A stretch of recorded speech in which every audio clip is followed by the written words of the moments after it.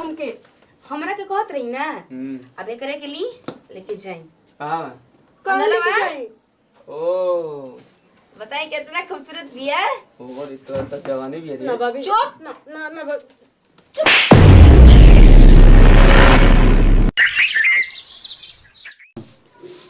हाथ नहीं के का कितना धीरे धीरे बाहर तली हां नहीं के हां अरे मोहम्मद भाई हाथ नहीं के रे हाथवा ले लो वही तहार मुंह नहीं कहीं के तो फिर मोई हमारे ऊपर छोड़ के चल गईली कि हमर बेटी के ख्याल रखी है।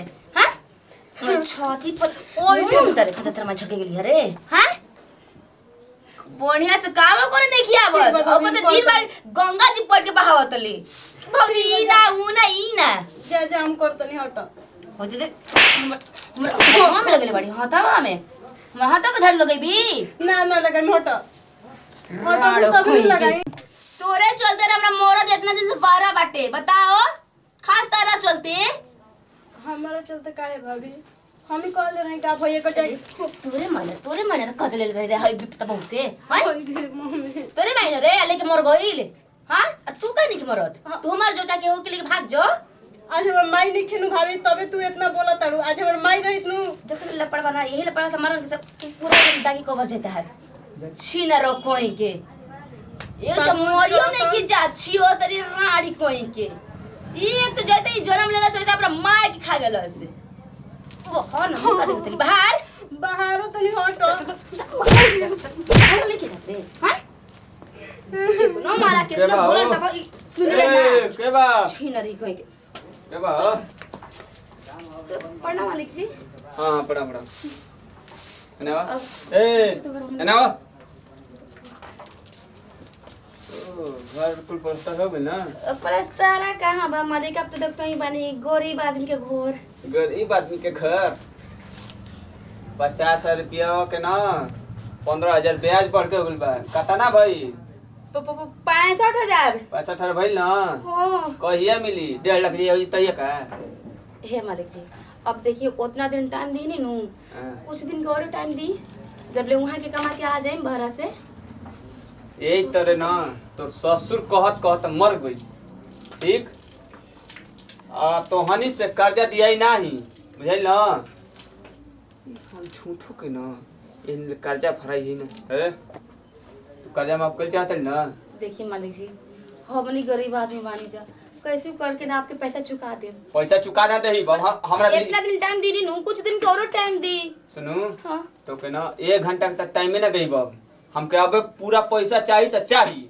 बुझल ना बाबूजी हमके कितना गरिया होत ना हैं जब कि आज तक हमके बाबू एक थप्पड़ मरले ना ना आ कहत ना कि तू बिना सोचे समझे हमरा बिना सलाह ले पैसा दे देलक अब दे अब पैसा जाके मांग लिया देखिए मालिक जी आपके सामने हम हाथ जोड़ता नहीं सुन पैसा के तो हमरा कमी नहीं खे एगो काम कर जान तू का चल घर में खाली 5 मिनट खातिर मोबाइल पैसा माफ कर दे आ पैसा तो हमारा फरात बाते रे कोई नहीं होले हम लेके जुटा के बाबूजी को 65 रुपया दिखा दे देखिए मालिक जी आप एक मालिक हो के एक गरीब औरत से ऐसे बात करे तो निकुल स्वाद देत नहीं खे अरे तो पैसा दे हमार पैसा दे तोर मर्द कहां रे ऊ त ना पाता हो गेल देशे दुनिया बुझाता छोड़ दर सोकर त कोनो आहे पता निकलत रहे साल 1.5 साल ले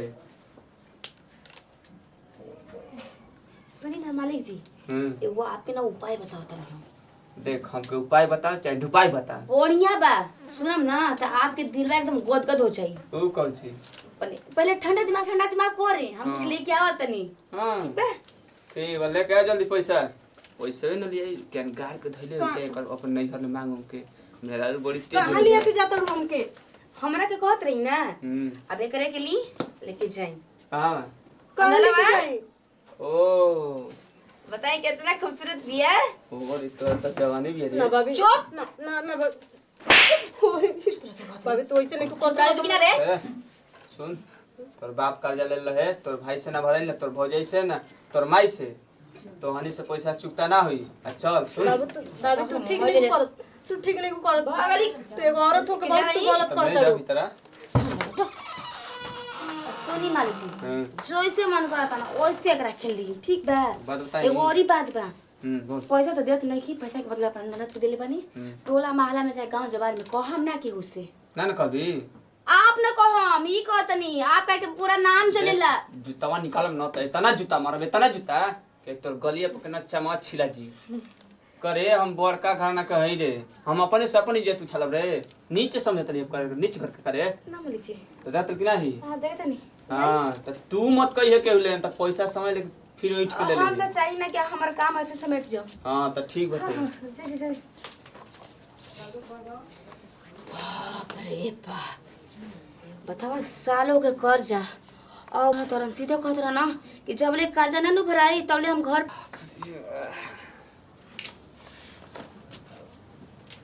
हो गेल मालिक। एकदम मजा ना कोई जे कागजों पे लिखले रही अपना डायरिया पर ओकरा के फाड़ देम रेड पेन लगा देम।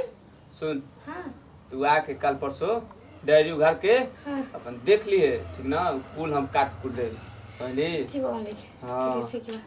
आज सुन हाँ मालिक। और ये कादर भेंट करेबी ना कहियो त पैसो देही कहिए पैसा करी काम हुई त का है गरीब जिंदगी गुजारत सरे चलतै ना। ठीक है मालिक।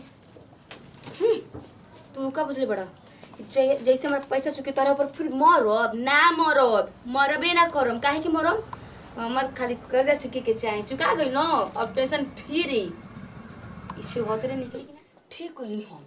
हाँ बार बार भाभी तू हमरा से तो ठीक ना कइलुआ, बहुत गलत कइलुआ। बड़ फौजाई मतारी के समान होकेली सन, तू बहुत गलत कइलुआ हमरा साथे। चुप रह हई लोला मी ना ठेपी मार ठेपी क्योंकि सामने निकले के ना चाहिए काहे ना निकल हम कहम तू बहुत हमरा साथे गलत कइले बाड़ू। हम तोहरे करा खत्म ना तू बहुत गलत कइले बाड़ू हमरा साथे भाभी। पैसा खातिर तू हमरा के सौदा कर देलू हैं। अरे क्या बात होता रे। कौन नाम भैया? जी? खुश रह का घर में हंगामा भइल बरे ना समझ में आवत ह। अरे वो कुछ ना जी रोवत रहली ऐसा ही पूछे जी। का भइल बरे किल्ली। भैया ओ जेकर से पैसा वाली आई रे 50,000 हाँ। भाभी हमरा के कहे दो हमरा के रोक मत। मारो एकदम उ भैया दीवार में सट जे चलते देखो। बोल बोल बोल बोल। उनु आई रहनु उनकर साथे हमरा के भाभी सौदा कर देली है पैसा के कारण। का रे तो तन क्यों समझ में आवत ह। कर्जे के चलते कहां ना हमरा ठोकर खाए के पड़ल। आय का हम ना जेकर बात ना सुने का ओकर बात सुनी रे। आ हमर बहिन के तुरंत सौदा कर देली तो तन क्यों समझ में नहीं होत। भाभी बहुत ये गलत फल पिया कइली था हमरा साथे भैया बहुत गलत कइली। तो तन क्यों समझे के कि बताओ हमर बहिन के इज्जत लूटवा देलस। अच्छा इतना दिन घर के संभाल के चलनी तो हमारा कुछ ना भइल। फिर जल्दी बोलतिया छोड़ दो भैया कोनो बात मत नहीं, उनकर मरी। जोन बुझाई जोन कइली। आ मालिक जौन मालिक कहले बड़ा ना तो चलत नहीं 50,000 का उनकरा के 50 लाख देहिब भलो पर किडनी बेच देहिब आ चल के कहब कि अपन बहिनिया के तनी हमार साथे तू गलत काम करवावा। ऐसा बात बचिया तू चल घर में चल हम जा तनी यही रहले बेग ले। बाप रे बाप मालिक के बताओ हो पैसे जब लेवे के त हमारा से बात केले रहत आ ई जौन मेहरारू भी बहुत खतरनाक भी एकर आज न आवत नहीं उहर से तब एकरा के काट के बिगब कुछ नहीं।